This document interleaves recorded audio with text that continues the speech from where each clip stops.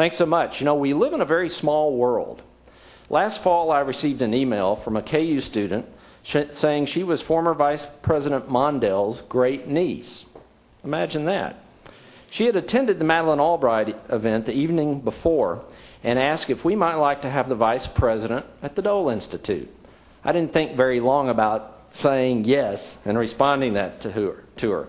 And I wrote her back saying, basically, we've already invited him, we'd love to have him, but if you would weigh in with your great uncle, that would be terrific. She helped us get him here tonight with a bit of family persuasion, and I want to ask Lauren Leonard to stand so we can all say thank you to her. Lauren?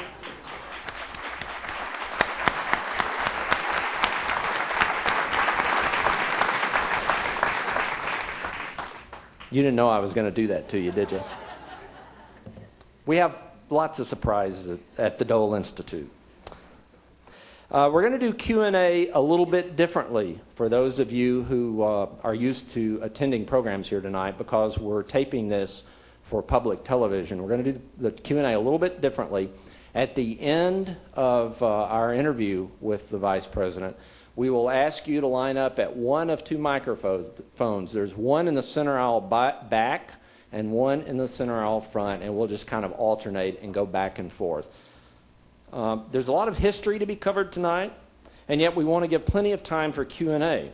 So I hope that you'll forgive us in our questions if we make some big leaps through history. There might be some things that you want to hear about that you don't get to hear about in the initial interview, but you'll have your chance to ask questions later. In June of 2004, my wife Susie and I were awaiting the start of President Reagan's funeral service when I looked up and saw Vice President Mondale standing in the aisle. I decided to introduce myself, but before I could, he was drawn away. I really never imagined that I would be standing here less than 3 years later introducing him at the Dole Institute of Politics. In reviewing his bio this morning, I immediately came to the conclusion that there was no way I could really give his introduction justice. I was just overwhelmed by his accomplishments. So I decided to dispense with kind of the traditional he did this interview, and make my introduction a little shorter, a little more to the point, and a little more personal. I have an enormous amount of respect and admiration for Vice President Mondale. He had a long and successful career devoted to public service. He essentially created the modern vice presidency, and he had the courage and tenacity to stick to his principles regardless of political cost.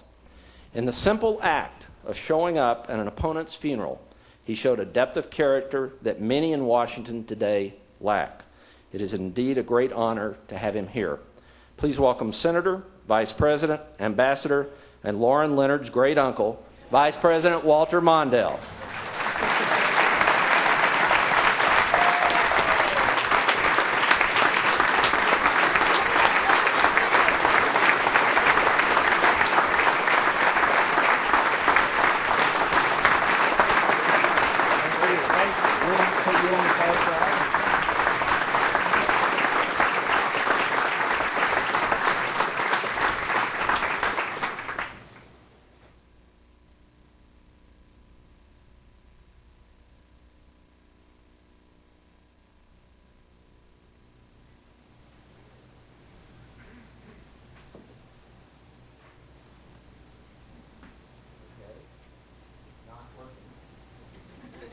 Yet, anyway.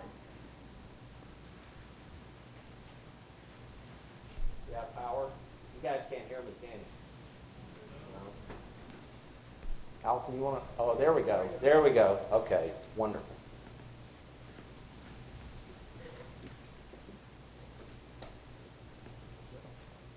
Well, Mr. Vice President, we're delighted to have you here. I think protocol, I'm supposed to actually refer to you as Mr. Ambassador, but I hope that you will accept me referring to you as Mr. Vice President. So, I don't know. Let's start tonight. Whatever. Let's start tonight with a question about the fellow whose name is on this building, Senator Bob Dole. You were his colleague in the United States Senate, and the two of you participated in the historic first formal debate between vice presidential candidates. Share your thoughts about Bob Dole with us tonight. I'm glad to start out with that question, and I'm delighted and stunned by the beauty of this Dole Center. Thank you. And I had a chance to look around a little bit, and this is magnificent. Bob Dole is one of the most impressive public servants of our time. His history is well known and well documented here. He was a war hero, one of America's greatest generation, a part of America's greatest generation. I served him in the Senate for many, many years, and he rose in the esteem of his colleagues and became the majority leader of the United States Senate. He was, of course, as we all know, nominated and by his party to run for vice president, and then nominated later as his party's nominee for president of the United States. You might say, well, that's a very impressive record, but the interesting thing about Bob Dole, he just keeps right on going. The World War II memorial, it was essentially his leadership, wonderful new step forward in honoring that part of our history and those who served us. And now he's the person who's leading this effort to try to make certain that our wounded get the help that they need, not only in military hospitals, but later, if needed, through the Veterans Administration. And he's got a second engine that most of us don't have, and I want to be here to say it's been a joy to work with him. You know, people look at Washington and they think they see a cat fight, and sometimes your vision is 20/20. But there are many people in the Senate that have the capacity, sometimes with time, but learning how to reach across the aisle. We used to say that nothing important happens without the minority. No matter how important you think you are, if you're in the majority, if it's something big, you probably can't get it done unless you bring along a lot of others with you. And Bob Dole became a master of pulling people together. And I worked with him many, many times in that, and I think you're doing just wonderfully for your students here to be able to teach American history through specific documents and the life experiences of this unique Kansan who did so much for you and so much for the country. One of our previous Democratic fellows who's here with us tonight, Ed Quick, worked for Senator Thomas Eagleton, and he was sharing with me the other day, the point that so many very successful and very impressive progressive leaders came out of Minnesota, and obviously you're one of them. Could you tell us a little bit about your start in politics and how you got started, why you got involved, and your, how you wound your way into the United States Senate? My dad was an old liberal preacher, and we used to go from every 4 years or so, we'd move from one small town to the next town. When we get tired of Dad, we'd move down the road. And so I got to hear his sermons, I think, 4 times, and all small towns, much smaller than Russell. Don't look for it on the map, you can't find it. Salon, Heron Lake, Elmore, and that's how I grew up.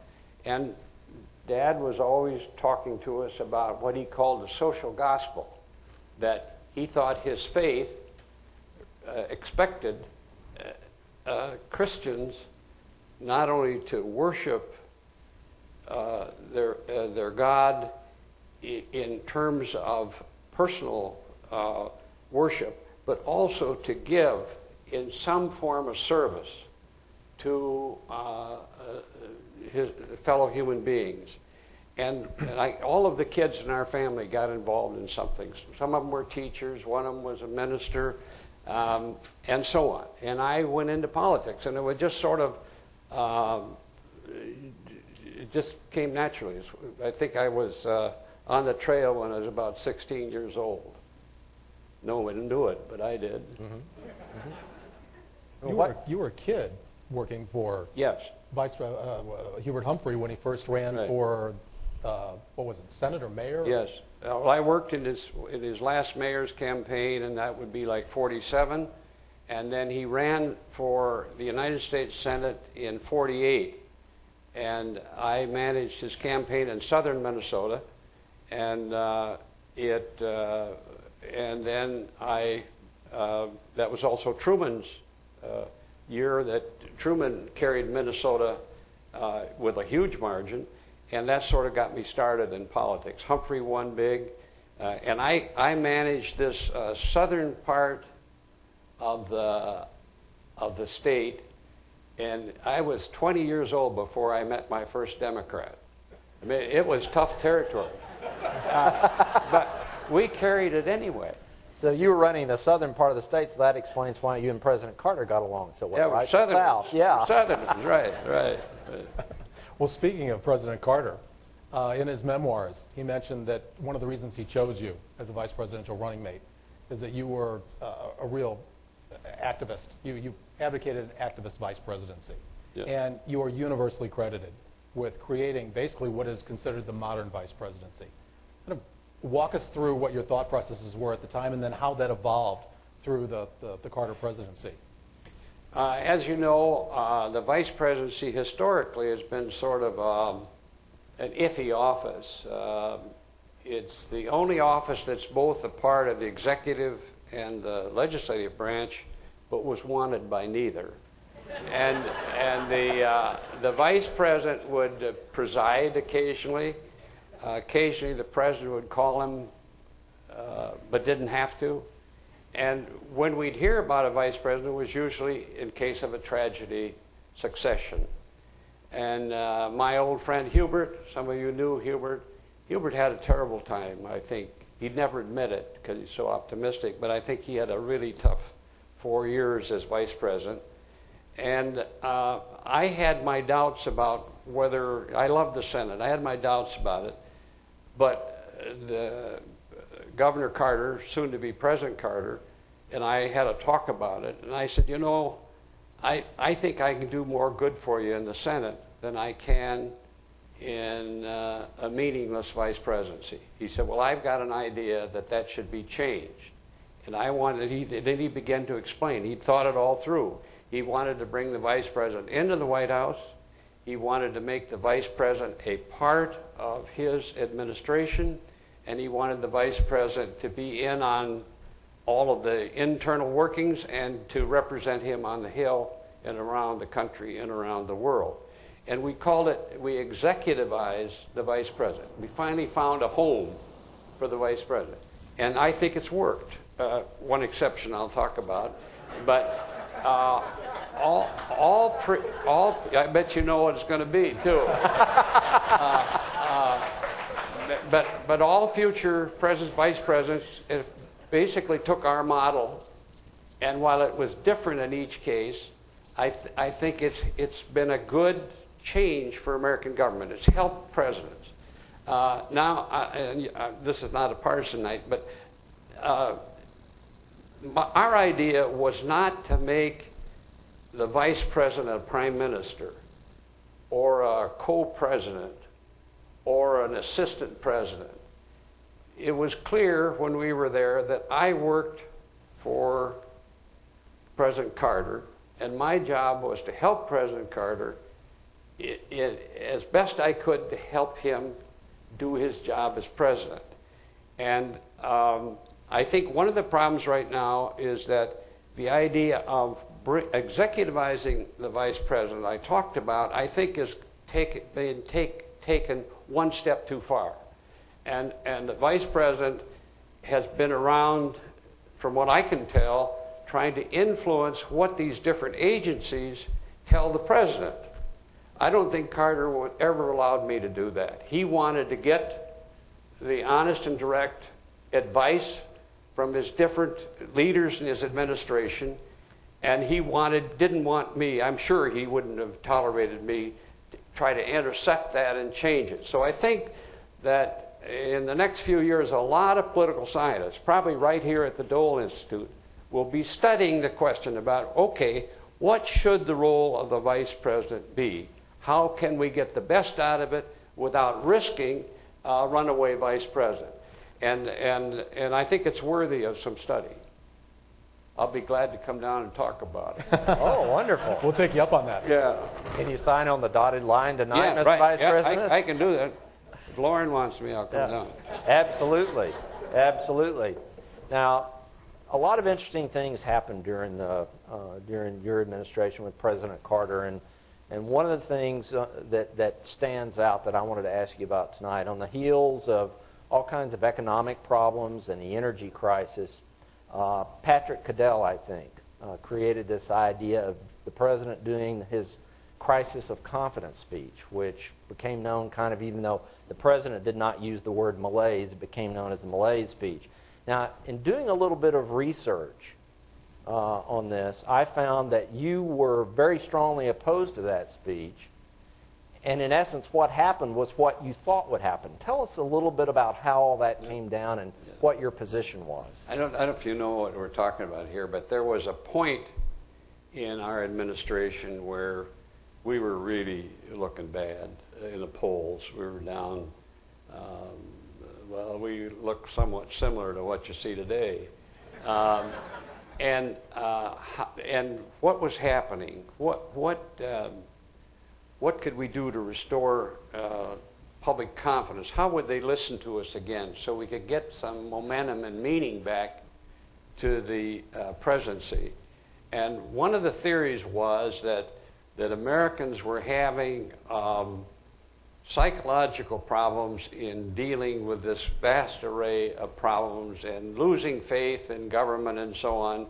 And so what kind of a malaise, they called it. The public was feeling this deep malaise, and the president should address that. I took the position that we had gotten elected to be as good as the American people, and it would come in ill grace for us now to go back and say we need a people as good as the government.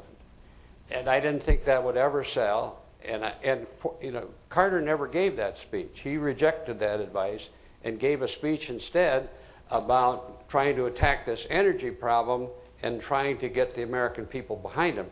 That speech sold, I think it was, but there were so many leaks out of that meeting that it was as if the speech had been given. So that speech was actually never delivered. The speech was delivered, but the malaise part of it was not. Yeah. Right. And then basically the reaction of the American people was kind of like, you're telling us that we're the problem. And But he didn't do that. Yeah. But there were some background stories that said he was about to do that, and I think that would have been deadly. What killed us was that the next week, the president let about 4 cabinet officers go, and people thought the government was losing control of itself. And so those two things, the second thing has been forgotten, but I was out roaming around the United States at that time, and you get a good feel of what was going on, and I thought the American people were buying what the president was saying, but that last thing really knocked us off our feet. Interesting. Very interesting. Well, after the 80 election, you decided to run for president. And you were facing, you were really the big favorite on the Democratic side, but then Senator Hart mounted a really strong challenge to you. And he was talking about this idea, and I remember reading about this because I was the political director of the Republican National Committee at the time. You were probably writing some of it. Well, no.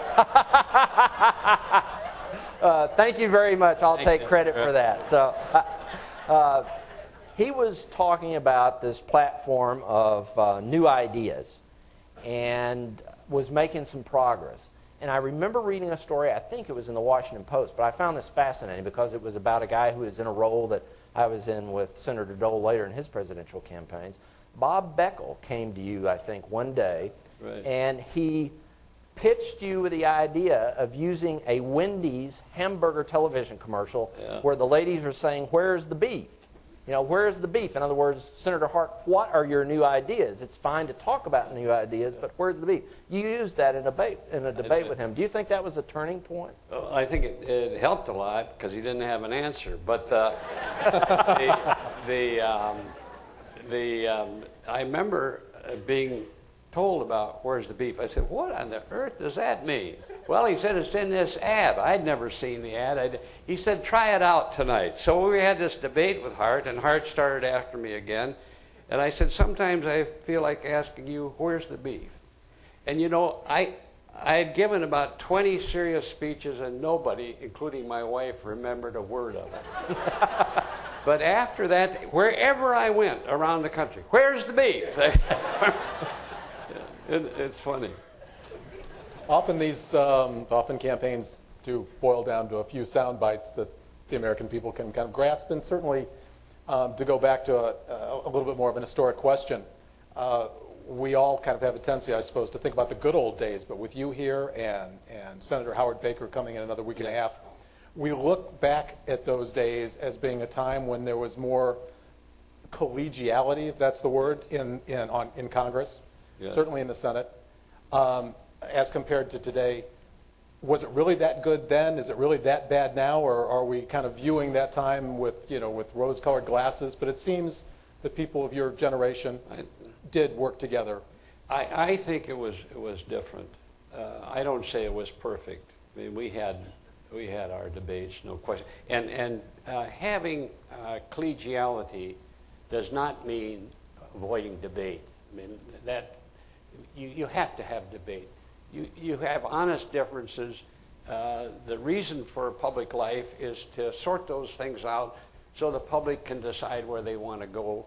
And I don't mean that, because we had many debates. But I think that our idea, Dole's idea, Baker's idea, was not to destroy the other person. You didn't have to, it wasn't about devastation. It was about an argument while accepting the basic goodwill of your opponent. And I think in those days, there was a lot of that. With Howard Baker, Howard Baker was almost like Bob Dole. He became majority leader of the United States Senate. I remember working with him in the Carter White House. I worked with him on, like the Panama Canal Treaty, SALT II. He was right there working on the big international issues. He became staff director of the White House. He helped save the Reagan presidency when it was going down. They needed somebody who had public. Howard came in and he changed that and really helped our country. And then he and your senator from Kansas were spectacular in Japan. I'm glad he's coming through here. You'll see it. You'll feel it. There's no belligerence in him at all. And that's why I'm glad you're having it. It's an example of what we need to search for again in America. Because this dividing America, trying to destroy each other, does not work. It will not work. It'll kill our country. Well, certainly I was a big fan of the Watergate hearings, and Senator Baker certainly managed to be, both fair and not undermine his credibility as a Republican. Right. I know Lauren was talking a little bit earlier with me about, you were mentioning the Watergate era and your memories from that. Right. Well, I think that's where Howard Baker made it nationally. I don't think he was that well known outside of Tennessee until those hearings. And those hearings were covered wall to wall, worldwide, and within a week, Howard Baker is one of the best known public leaders in the world. And not only that, he was, I was talking to somebody the other day about this. Mike Mansfield tried to run a collegial Senate. He tried to hold everybody together. And he put that Watergate committee together, and he picked its members. And he picked Howard Baker to be the minority leader on the Watergate hearings, because he knew Howard would try to hold the country together, get us through this miserable patch some way, so we're still a country when we got done. And Howard's done a lot of things for the country, but nothing more important than he did there. Well, if I could jump backwards and forwards both at the same time and go into international relations just a little bit. We've seen Iran now take hostages and let them go. Seems to be a pattern of theirs. And certainly you had to experience the hostage crisis during the Carter administration. But one of the things that was noted back then and is noted today is that Iranians seem to welcome warmly Americans who visit Iran on an individual basis. There's truly an affection for America and Americans in Iran as compared to, especially now, their current leadership. There seems to be a current divide. Is there any way that we can repair our relations with Iran, given that it seems that Iranians seem to truly have affection for Americans, not so much maybe the government? I'll make a guess. I'm not an Iranian expert, but I had a lot of experience during that couple of years when they took our hostages, and none of it was very pleasant. But Iran, as someone told me the other day, is a real country. It's not something that the West designed after World War I, like Iraq. Iraq never was a country until 85 years ago. It was different parts of the Ottoman Empire. They never did get along. They still don't get along. Iran, Persia, goes back thousands of years. And there's some stability and confidence that comes to that kind of history, I think. Nevertheless, they're going through this Islamic revolution. Khomeini was the first person to really show the power of the Islamic radicalism to overthrow the Shah, to take over and destroy really the establishment as it then existed, and center all of it on anger toward the United States. Well, the rest is history.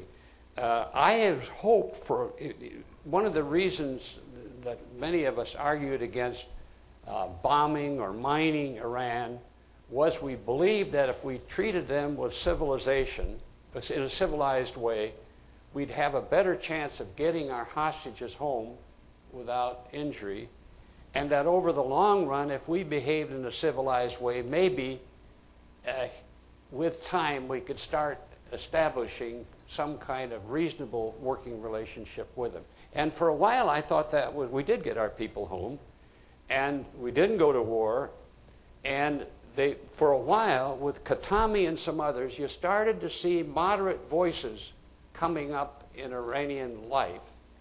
And then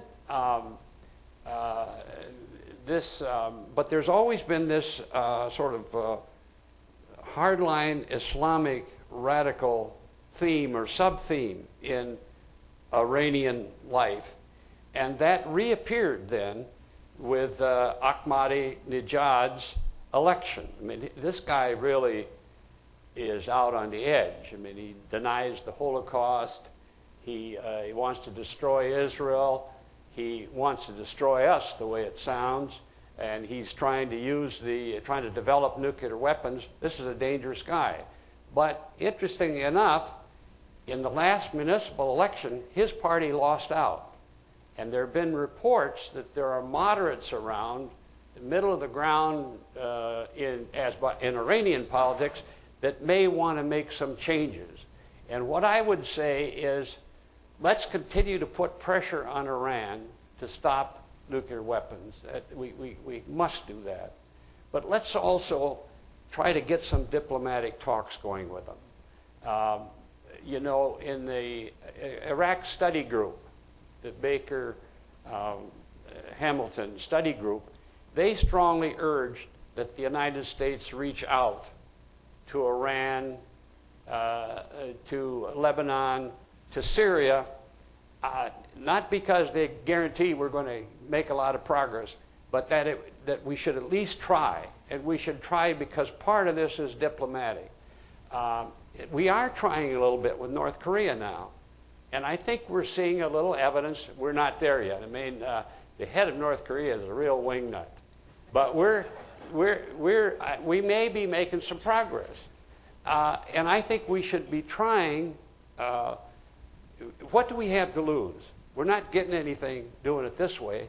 And if we try, and even if we don't succeed, I think the world would think a lot better of us if they saw us trying. Realistic yet, but reach out and try. So I think, I don't have an answer, but I think we should do that. On the other side of the Iran hostage crisis, you and the president had some major foreign policy successes too. You had the Camp David Accord, you had SALT II. You were so deeply involved in that. Speak a little bit to your involvement in those two, but also your involvement in helping negotiate and work out the details on the hostage crisis. I mentioned earlier, we talked about moving the vice president into the White House. So I was the first vice president that was heavily involved in national security and foreign policy matters. I was involved in all the meetings. I was involved in the rescue mission. I was involved in Camp David Accords. I went to China. I went all over carrying a message and trying to make progress. And so at the Carter Library now, where they have the classified materials, I've got a whole room full of stuff that's now being declassified that will be available to scholars, I think most of it yet this year. And it'll get into the kinds of things that you're talking about, the hostage crisis, the Egyptian-Israeli peace treaty and the Camp David Accords, the opening to China, the struggles we had in Africa to try to confront the apartheid governments of South Africa and so on that were still brutalizing their own people. Many things like that, where I worked under the president's direction to try to make changes. And that'll be an interesting place for scholars, because I think it's everything we did for those 4 years in that area was the first time over. It never happened before. If I could, I'd like to jump to the present, because I'm exceptionally curious about your feeling about the 08 presidential race. Could you handicap, starting with the Democrats, handicap the race and say, if you can have a feel as this far in advance, how you think that's turning out? Obviously, it's one of the more interesting. Who was that question addressed to? You warned me this was coming. I have trouble saying right now, and partly because I think we have several good candidates, and I believe, having gone through it a couple times, that the presidential selection process is very important to testing these candidates, because you have to perform under fire. You've got to be able to shape the issues, and the sorts of things that are tested in the nomination process are almost identically the same things required of a strong president. So I want to see how these candidates do against each other, and when confronted by questions and in debates and all that you have to go through. Right now, you have Hillary is ahead. Obama is pressing her, I think, quite hard. Edwards is doing quite well, I would say. Maybe, just looking at the polls, probably third with the tough times that they're having in the family with cancer, and our prayers have to be for her and for them. And then there's several pretty good but not very well recognized other candidates in the race on the Democratic side. And what's going to be different this time, in the past, when you run, you've always had time to go to Iowa or go to New Hampshire and spend a lot of personal time. And you didn't have to have a lot of money. You just went door to door and door to door to door. And like Carter, nobody knew him, but he was able, because of the system that then existed, to go out and prove himself. And then, having won those, he was able to get what he needed to go the rest of the way. But we changed the system now so that we've front-loaded all of these contests right up to the opening gun of the presidential. And so we've got something more like a national primary than the state selection system that we're used to. And in order to be ready for these primaries now, you have to have something like $100 million, because you have to have it there before the campaign start because you're not going to have time to do anything. So it's pressing everything to start almost the day after the last inaugural to raise the money to go into this sudden death that occurs at the beginning of the game, not at the end of the game. And I'm not sure we're going to like that process. I don't know. I bet you Kansas comes after this decision's made. Minnesota comes after it. Nobody's going to ask us. I don't think by the time they get to our states, it'll be decided. I think we need. So I would say.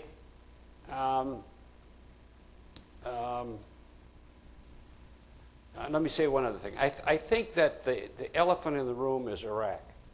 I think people are desperately trying to find an answer to Iraq more than anything else. I mean, it's health care, all those issues, but above all, people are desperate over some kind of way of resolving this tragedy of Iraq. And you see how it's pulling American national politics apart with laws being passed and vetoes being threatened and no dialogue, no attempt to find, how are we going to do it? And how are we going to be credible in the world with the kind of divisiveness that we see? And how can we solve this problem if we don't have the debate? How can our institutions function if they can't do what the Constitution says they should do? So I think the American people know that if we're going to resolve this, somehow some kind of verdict has to be given. I don't think they know what it is yet.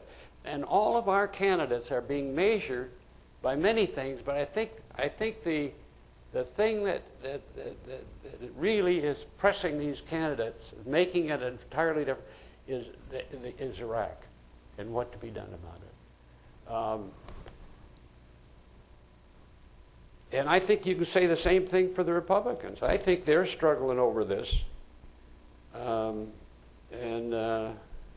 saw McCain the other day take that walk downtown in Baghdad. And I respect McCain. I think he's a good man, and he certainly served our country well. But he's being seen as the guy who wants to continue this, and I'm not sure that's a very good position to have right now. And there's a struggle going on, a lot of front runners, but no clincher out there in either party. And that's why we need this. Our salvation, I believe, is going to be the primaries and the precinct caucuses where we go through this process. And hopefully there's enough of it so we can really have the debates and the time to think about it and see how these candidates, you only get one crack at a president, and that's in those early months. Once they're in office, hard to reach them. When you talk about money, I remember hearing this story, and it may be apocryphal, and maybe you've heard this before, where Hubert Humphrey was running against John Kennedy in 1960 for president, and at one point I think they were out and doing the Wisconsin primary in the snows of Wisconsin, and he was slugging it out on the ground, and Kennedy's plane, the Caroline, flew over. He shook his hands and said, "Come down here and fight fair." No, we weren't.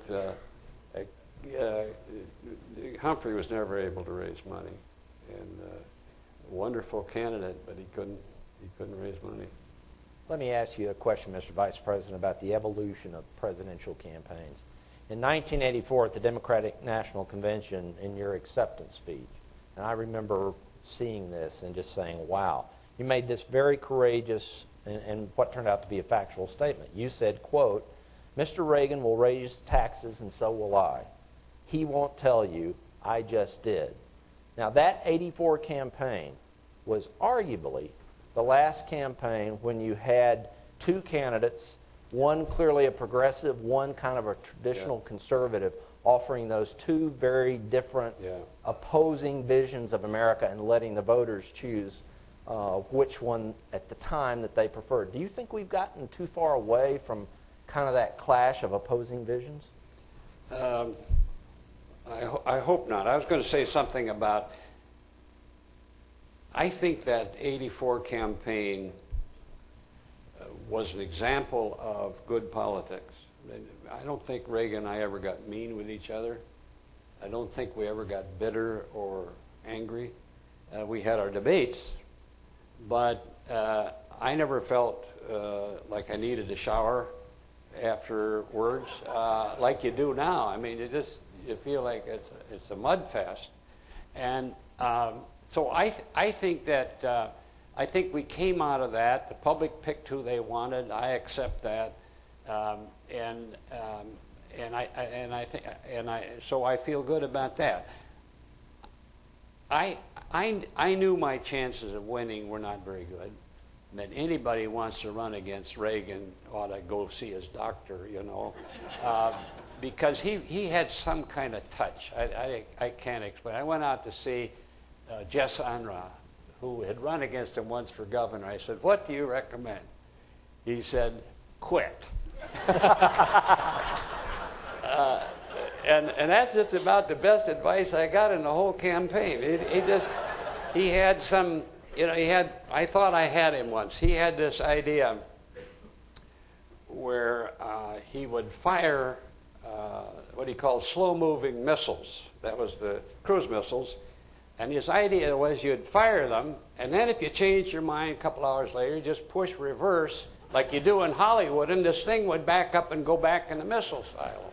The problem is it just kept right on going, see, but it didn't seem to bother. I raised the issue. Nobody cared. They thought there's a good man there in Reagan.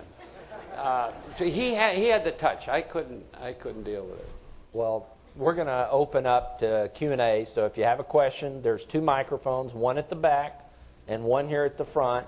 And as we're talking here, I was just reminded your campaign was, in some respects, very similar to Senator Dole's 96 race, in that when you decided to run, the incumbent president was in really, really bad shape, and it looked like you were going to have a wonderful opportunity. But the way it played out, it became a very difficult campaign. Right, so. and I think that both Bob Dole and I looked old.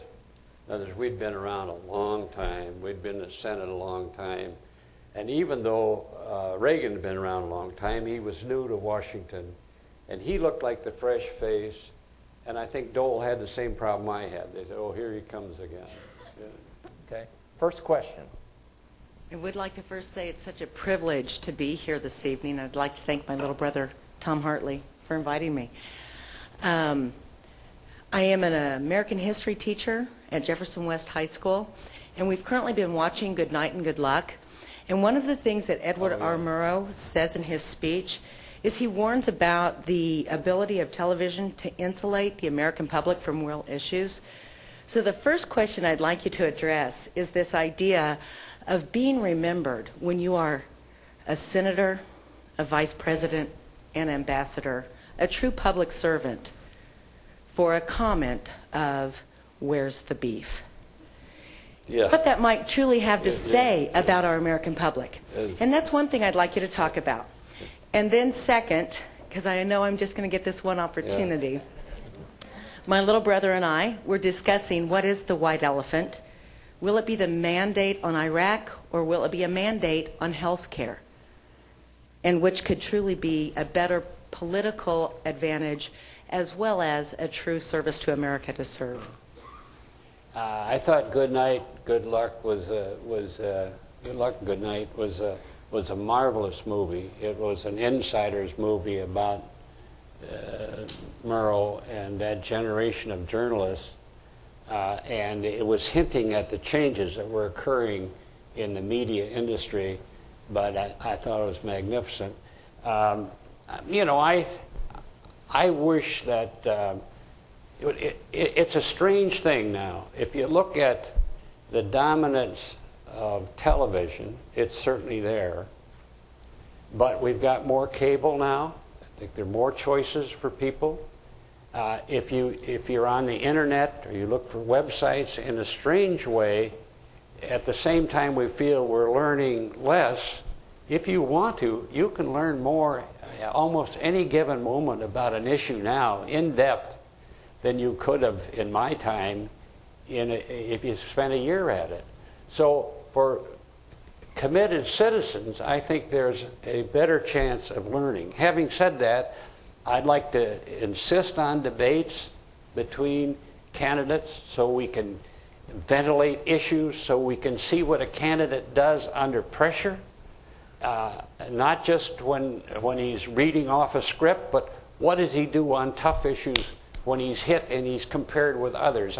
I think when you're picking things like presidents and senators, citizens have a right to at least get that information. I think one of the reasons the huge audiences watch these debates is they think they might learn something. And in almost every presidential debate series, something has happened.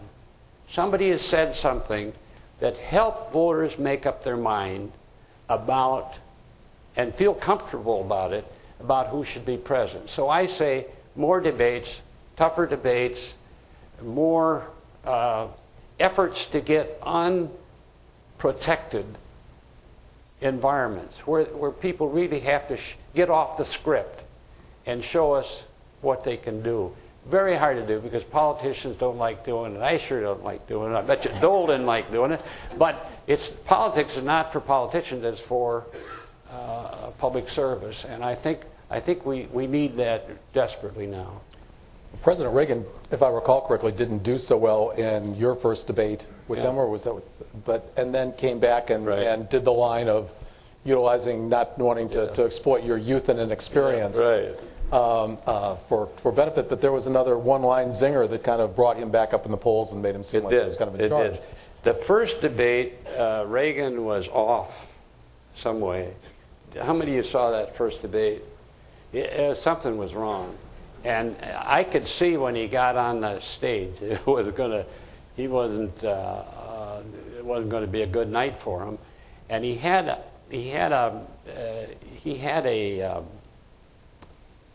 favorite speech of his he gave about this time capsule that was where people would put in their ideas and they'd open the capsule and 50 years later and they'd find out what our generation was saying. And then he was doing this while he was driving down the west coast of California. And this time he started on that trip and he got lost.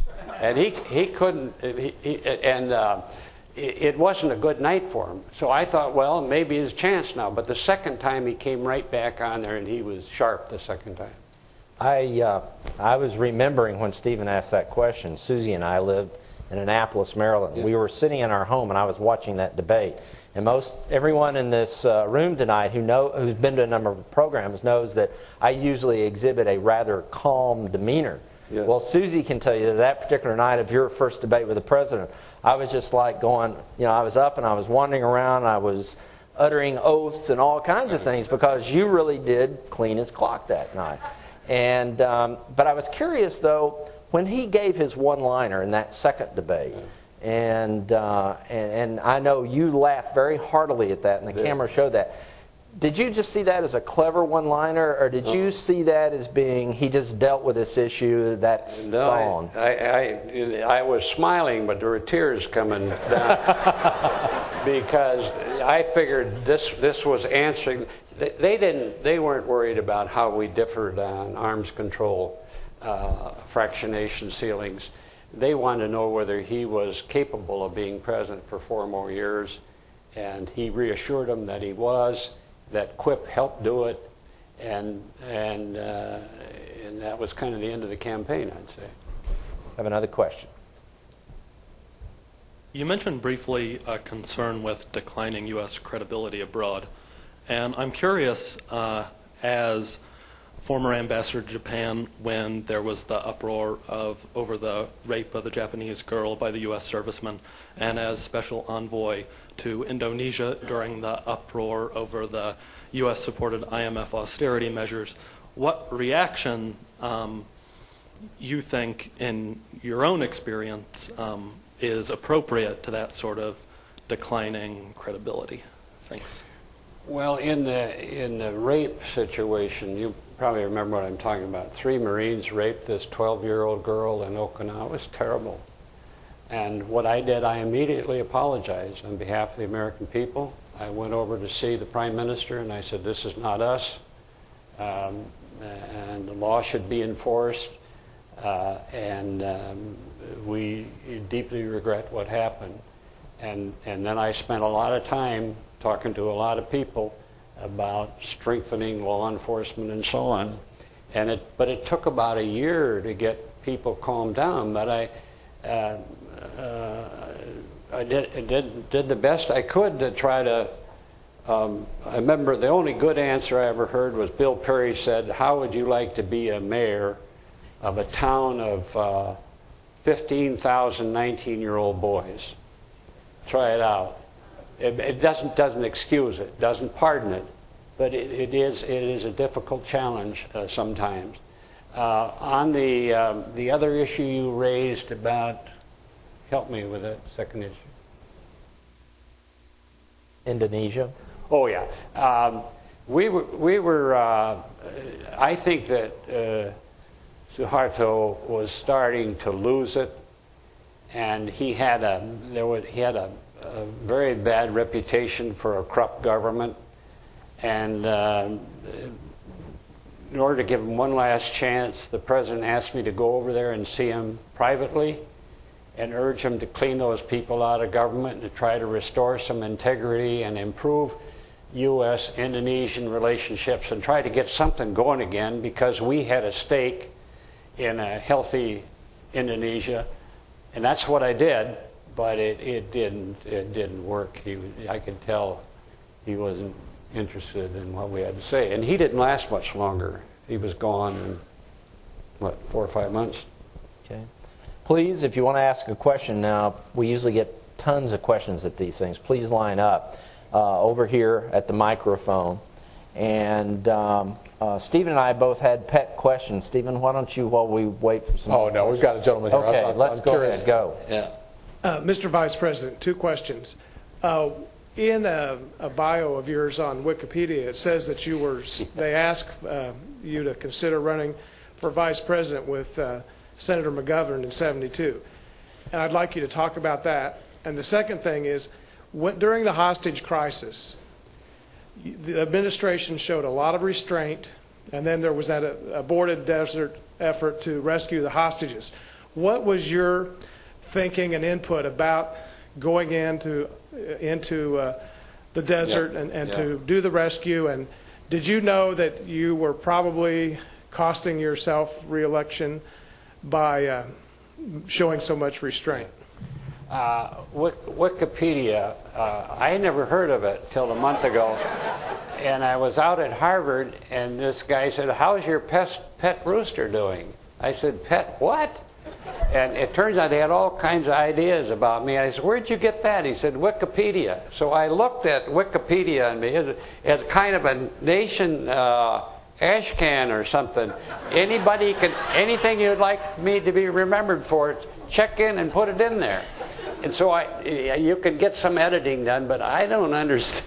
I mean, my old days of editors and so on, it's not around at all. That was going to be my question about the rooster, so I guess that's... Yeah, very well. Yeah,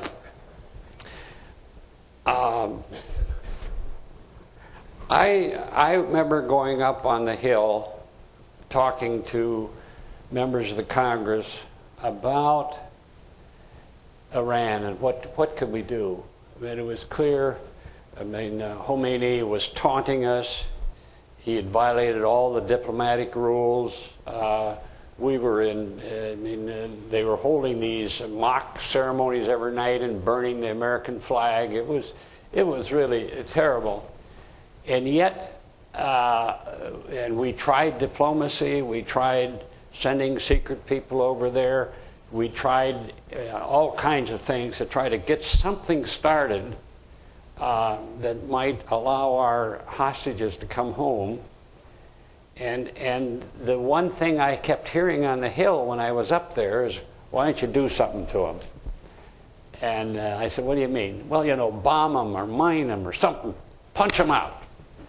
And so I went to see the president. I said, "You know, Mr. President," I recounted that story. And he said, "I know what they're saying, and I won't have it on my conscience." I think the president could have bought a half year of rise in the polls if he'd done something that way. But I think he'd have risked the lives of our hostages, and I think we probably could have gotten in a war there, and we would have been in a predicament that would have been shameful. And I think by showing maturity and restraint, by trying to be civilized in the face of this outrageous behavior, I think we showed America. I'm not arguing here, I'm not a pacifist, but I think in this instance, we didn't have any kind of military strategy available, anybody could mention, that made any sense and didn't have much more risk involved than opportunity. And the only thing we did was the rescue mission, which I supported, because it gave us a chance. It was a tough go, as we saw, but it gave us a chance to extract our hostages out of there without, and that was a defensive act. We weren't attacking them, we were trying to get Americans out of there. It didn't work, it's a tragedy, but I supported it then, and I can only say that was my position. Mark? Good evening, Mr. Vice President. Good evening. It's truly an honor to have you here tonight. Thank you. As former chair of the College Democrats here, Wow. I know one thing about you from my mother, from the older generation. Yeah. I know one thing about what older people think. Yeah. Although not that my mom's old, because she's not that old. Mark is going to be a very good politician, yeah. I'm in training. By the Good way, recovery. where is Mom tonight? She's at home, Yeah. but my dad came instead, Okay. and he drove all the way from Wichita. Good. The one thing that she said is that you're quite a gentleman. And I just want to echo that as a Democrat, you're truly a model of decorum in politics, and the type that I only know in one other politician that I've met, which is Senator Dole. My question... Thank you very much. Thank you, Senator. Excuse me. My question... Boy, this is a bad night for me. I've been up for a while. You're doing all Sorry. right, actually. I'm a political activist on campus, and I know that political activism has changed dramatically in the years since '66 and on, since you served in the United States Senate. We used to burn buildings down on campus to get things accomplished politically, and now we hand out flyers. When you were a senator, you served on the Intelligence Committee. I think it was a select committee for domestic intelligence. I did. And I was wondering, as a Democrat in the Senate, how you viewed campus activists that were using violent means or nonviolent means, and how you guys were dealing with the FBI investigations into those matters, and what were you thinking? Were they allies of yours? Were they potential dangerous allies of yours? What were your general perceptions? We need a strong FBI. We need a strong CIA. It's a dangerous world. And we have to deal with it. But what we were looking at there were abuses of law directed at American citizens. That we don't need. That doesn't make us strengthen us. That weakens us. For example, we had a tail on Martin Luther King for about 4 years. This happened under administrations of both parties, by the way. This is not a partisan point. And because J. Edgar Hoover thought that Martin Luther King was a radical activist that threatened America's future, and he wanted him out of there. The church report, if you look at it, is in detail attempt to try to deal with how do we keep the strong FBI, the strong CIA, the things that we need to protect us at home and abroad while we obey the law and make it accountable to the courts and the rest. And I think we did a pretty good job of that. We set up the Senate and the House Intelligence Committees. We set up the FISA court that would hear requests for warrants, but hear them in private so that we could follow alleged foreign intelligence and the rest. And I think we came up with a good system that lasted through the better part of 25 years that protected us and yet did it in a way that was consistent with the law. And I really regret what's happened recently, because first of all, I think it's utterly unnecessary. I don't think there's any evidence that by abusing the law that they've made us any safer. And I think, and you know, to get back to my idea that, or our idea as Americans, that we need, and one of the ways we protect ourselves is to try to let the world look at us as a decent country, as a law-abiding country, as a country that doesn't commit torture and these other things. And I think when we step across that line and we think that's the end of it, it's not the end of it. It undermines us where we really need strength. And that's the moral authority. We have a question in the very back of the room, please. Yes. Mr. Mondale? Mm-hmm. 22 years ago, a crazed 17-year-old argued with everybody in his Paola High School that you should be president. Yeah. And this evening I have brought my rantings that ran in our high school paper. I'd like you to have these. Oh, good. This really mean a lot if you could see them. This is a great night. I want to look at that. Okay. Oh, yes. I even drew I was both the cartoonist and an editorialist, and I even my main issue at the time, because I was a student, was obviously education, and I had Dr. Fritz's education prescription and Fast Talking Ron's medicine show, and I'm afraid if you were to look at it now, it does look like the work of a 17-year-old. Yeah. But the one question that really runs through my mind is, when we think of Reagan now, we think of how the Cold War came to an end under his watch. And I was really wondering, how would you and Carter have handled it, say, if you'd have remained in power?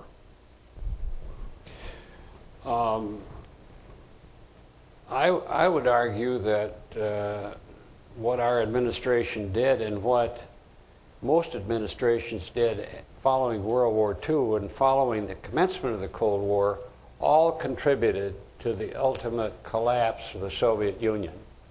Through our containment policies, through the other things that we did, through the Soviet Union's, really when you look at the Soviet Union, it was an idea that wasn't going to make it for a long way, because it was economic lunacy, it was an atrocious, brutal police state. It sought through military power to expand its control over peoples that wanted nothing to do with them, and they finally collapsed. I think that Reagan gets credit for that, but not all the credit. I think it was one of the most successful American bipartisan success stories in modern history. After World War II, we got the formula right, and we just wore the Soviet Union down, and it finally had nothing left. My recollection from the administration was, and during the campaign in '80, that we were accused of not being strong enough on defense, but my recollection was that it was President Carter and yourself who actually started rebuilding the defense budget and the defense department after, from what I recall, was a fairly low ebb during the Ford administration in terms of just budgeting. Yeah, I think that there's that debate, and I believe that's correct, but I think that most presidents, all presidents, after the Soviet Union showed their true stuff in like about 48, we all kept our guard up with the Soviet Union, contained them. But there was a point there I wanted to make about... Oh, yes. I think one of the things we did do that I'm proud of, Carter had picked some really geniuses, brilliant people to run the Defense Department. Harold Brown, who was one of the most respected scientists, Bill Perry, brilliant scientist from Stanford, and they took American military, the old system of electrical, mechanical, military mechanisms, and moved it into the computer age. And they developed almost all of the modern precision-guided missiles, the stealth technology, the beginnings of other advanced weapons. And one of the reasons they did it is we were trying to find an alternative to the use of nuclear weapons to discourage escalation up that ladder and the destruction of mankind. And I think the introduction of these high technological advanced non-nuclear weapons was a big change in the American defense structure, and a very positive one. Next question, sir, right here. Mr. Vice President, what social legislation or social policy issue that you were associated with are you most proud of?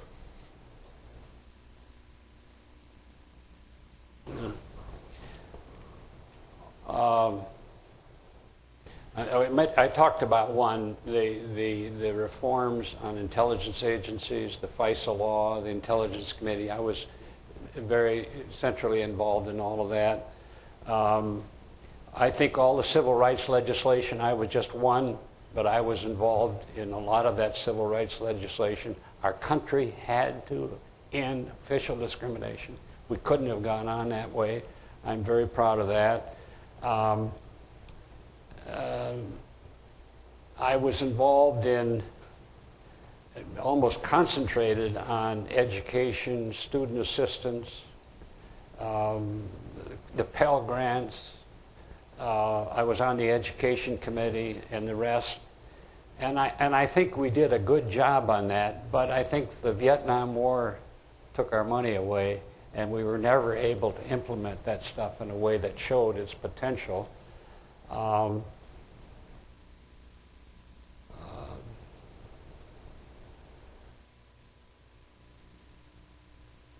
think I'll stop there. Okay. Somebody's in the back of the room, please.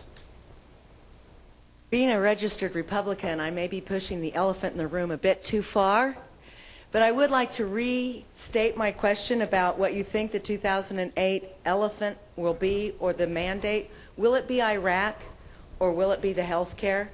And just to let you know, there could be a little bit of gambling going on between me and my little brother. Okay. Not to put undue pressure on you. Okay. Well, no, I know what you're saying. There's no, when you look at polls, the public says the highest priority domestic issue above all is health care. People really, and there's about 47 million Americans who are working and don't have any health care. And the cost of medicine now is outstripping the capacity of most people to pay for it. And there's hardly a family that you can find that hasn't had someone in it with a major illness and find the bills coming in, and they just can't, despite living exemplary lives, they can't pay for it.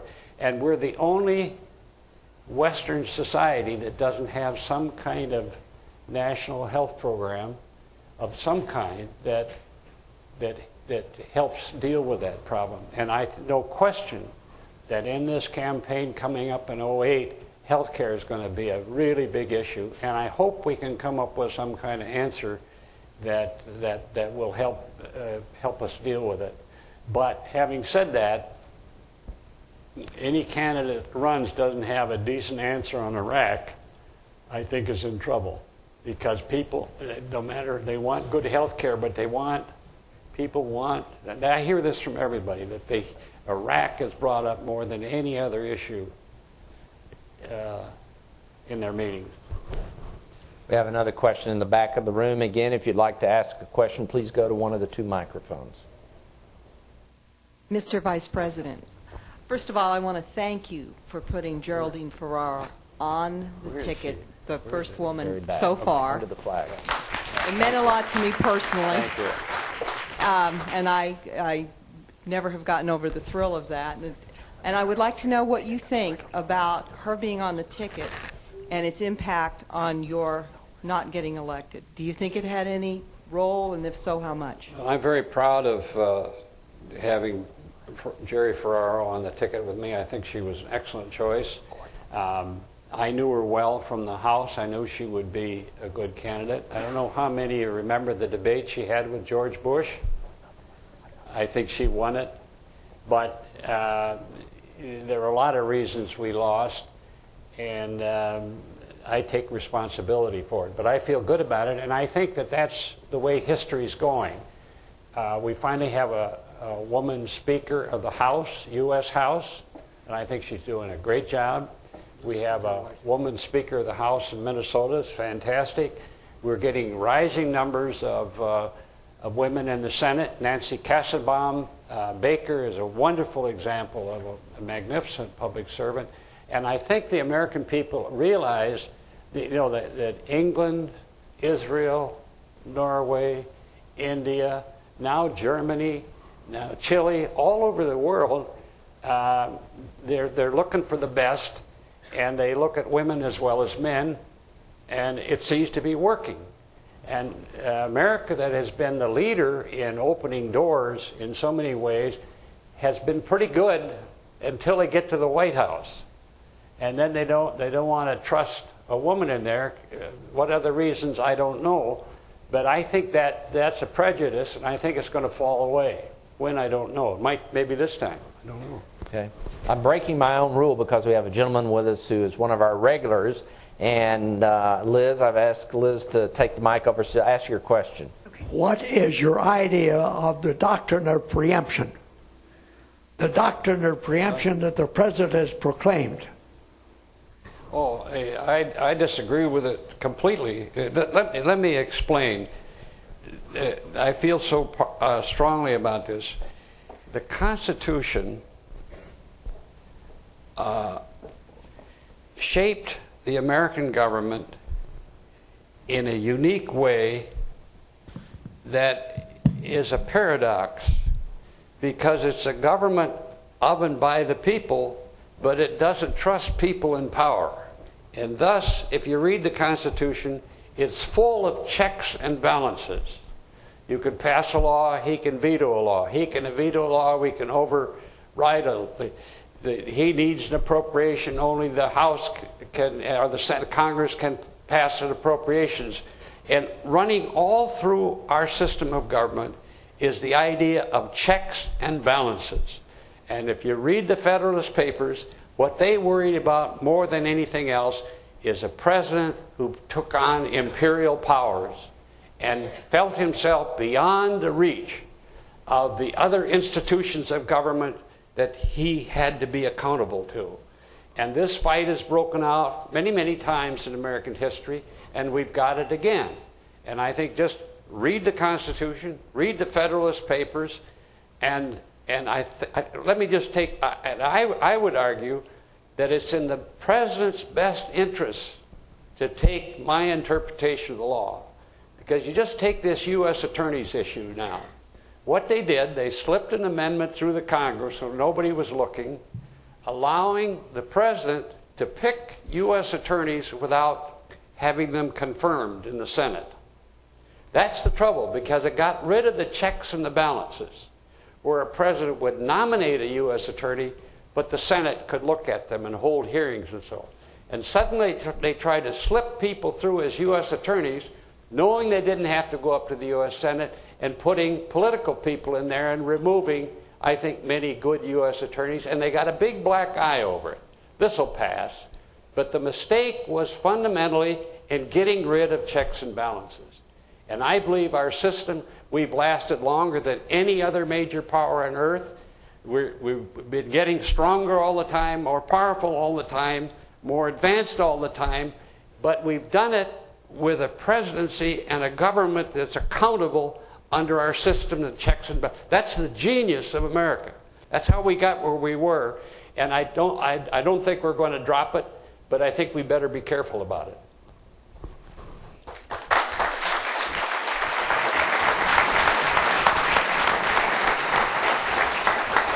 We have another question. Boo. Hi there, Mr. Vice President. It's an honor to be in your presence. Thank you. You're, in fact, one of the few people I've ever stood in line when you and Mr. Carter came to North Carolina when I was a kid. I stood in line to see you from afar. I wonder, one of the things that connects us there, I think, is a need for energy policy. I remember we were in lines for gas back in your day, and now we're not having to be in line, but we're almost at $3 a gallon here in Kansas. What might your thoughts be about what we as a nation might do to actually seriously address our dependence on oil, and what do you think about energy policy in general? I think that the energy problem is maybe the largest national defense issue of our time, because we're spending gazillions and sending it over to Iran and to other nations that may not have our interests at heart. So the money's going in the wrong direction. We've become more and more dependent upon other nations. The dollar is under pressure. I think we have the parallel, equal problem of global warming, which can really, it's really a dirty trick to play on this next generation. And we have to, when I hear people argue, once in a while I get in arguments about this, and I said, well, I think there's a real problem with warming. You say there isn't. What if I'm right and you're wrong? Wouldn't we be better off to resolve the doubts in favor of doing something to reduce the risk of global warming? And then we wouldn't have to rue the day that we made a mistake 20 years down the road. And what we have to do, we have to, you've heard all the elements that are being kicked around. We need to look for all forms of alternative fuels, renewables. In our state, we're doing a lot of ethanol now, which I think is helping a lot. A lot of wind turbines. I bet you've got you're the state for that, aren't you? and things like that. We have to find some way of using coal but somehow get rid of the global warming qualities of coal exhaust. People are talking about developing what they call a cap and trade, where the market would reward companies and people who used better energy more carefully, and punish in the market companies that did less well. Maybe that's something we should consider. I think we're going to have to do some tough stuff. That a lot of it we started under the Carter administration, and then they dumped it all, or most of it, because they said there wasn't a problem. Well, I think that there was a problem then, and there's a problem now, and I just hope that we can give it the seriousness, because this is going to have to change the way we live, I think. And the sooner we get at it, the better off we're going to be. And I don't think there's any avoiding it, and not acting carries a tremendous price. If you live in Florida, or if you live in around many places in the world, you look down the road, you might be dealing with flooding, rising sea levels that can radically change our nations. Mr. Vice President, it's been a real honor to host you here tonight. You're a real classy guy. Thank you so much. Thank you. Boy, you really worked.